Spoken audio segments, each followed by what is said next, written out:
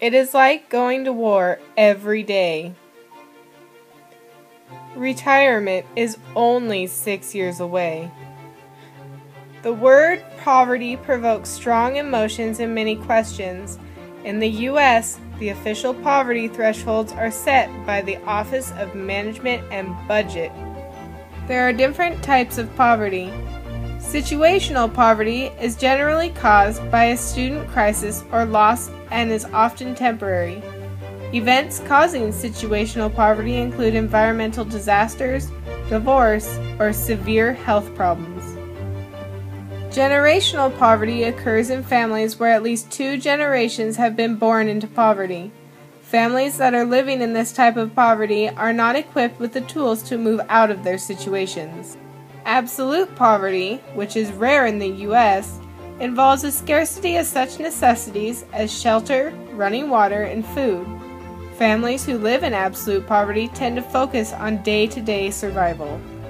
Relative poverty refers to the economic status of a family whose income is insufficient to meet its society's average standard of living. Urban poverty occurs in metropolitan areas with populations of at least 50,000 people. The urban poor deal with a complex collection of chronic and acute stressors, including crowding, violence, and noise, and are dependent on often inadequate large city services. Rural poverty occurs in non-metropolitan areas with populations below 50,000 people. In rural areas, there are more single guardian households, and families often have less access to service, support for disabilities, and quality educational opportunities.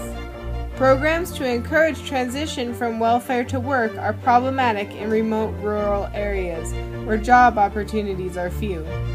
The rural poverty rate is growing and has exceeded the urban rate every year since data collection began in the 1960s.